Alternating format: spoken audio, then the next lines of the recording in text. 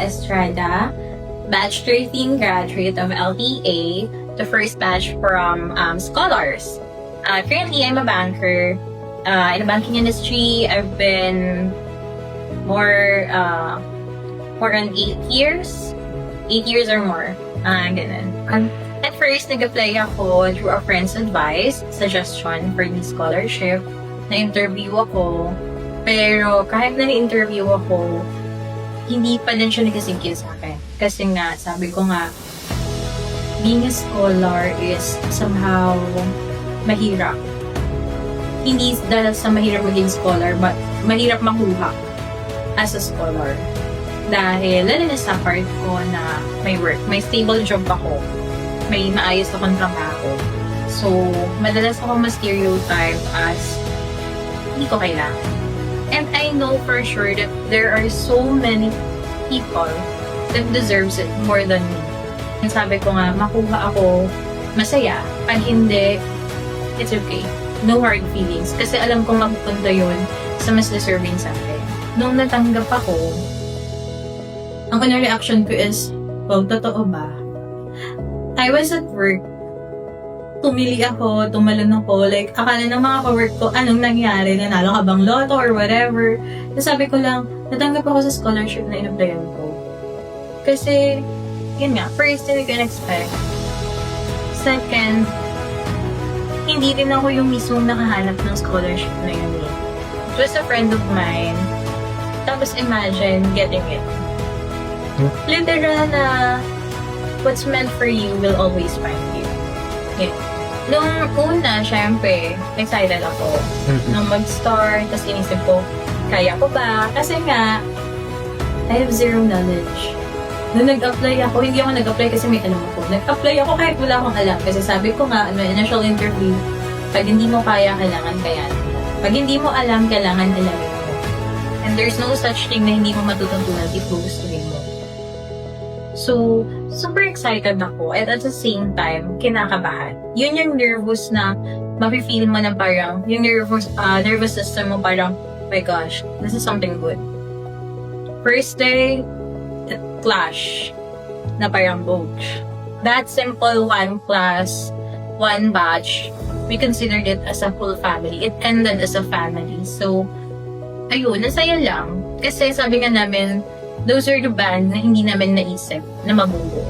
And for the coaches, sinabi ko na din yun nung last sa kanila.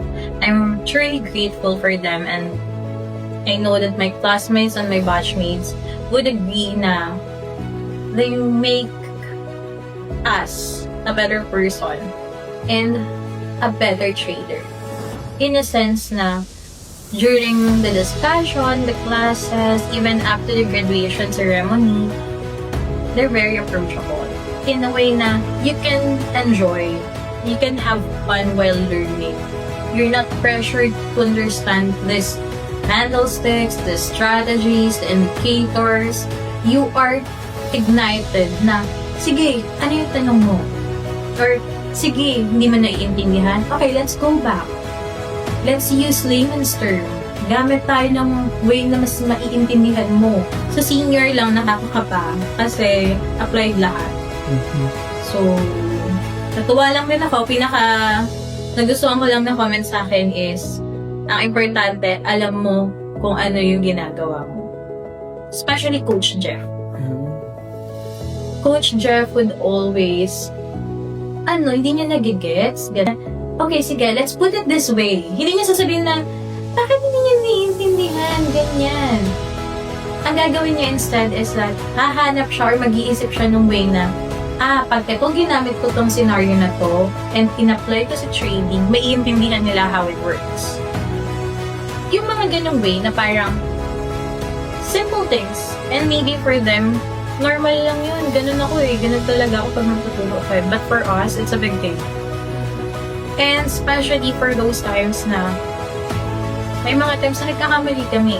Plotting, analysis, reading ng candlesticks, namamali kami. Pero hindi nila sasabihin sa'yo na, di ba tinuro ko yan? Bakit hindi mo mafe-feel nakakabahan ka, hindi mo mafe-feel na matatakot ka, or pag pinagsabihan ka nila, pag tinuruan ka nila, hindi mo mafe-feel na pinapahiya ka.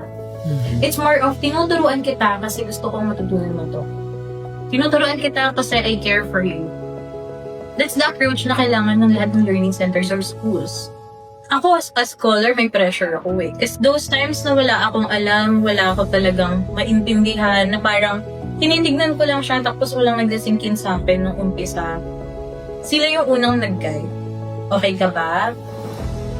Tsaka yung isa pa is, as a scholar, for the future scholars ng LTA, one thing I'm assuring you guys is, you will never be left out. Never kong na-feel, from staffs up to the coaches, up to the coach lady, never ko na-feel na iba ako. Never kong na-feel na, scholar ka, dapat hindi ka sasabay sa regular students. I'm truly grateful for the whole LTA team. From those people na ang aga-agang gigising, maglilinis ng rooms, mag-aasikaso sa amin, sa food, lahat ng pag-aasikaso sa mga classrooms, sa mga students, yung magbubukas ng door, yung maagang gigising ng mga coaches para pumasok and magturo, yung mga nag-stay ng late just because for the extended hours ng pagtuturo sa amin para lang hindi kami umuwi na walang naiintindihan. Those things matter. Sa LTA, mapipil mo kasi na walang may iwan kahit sabihin mo wala kang pera.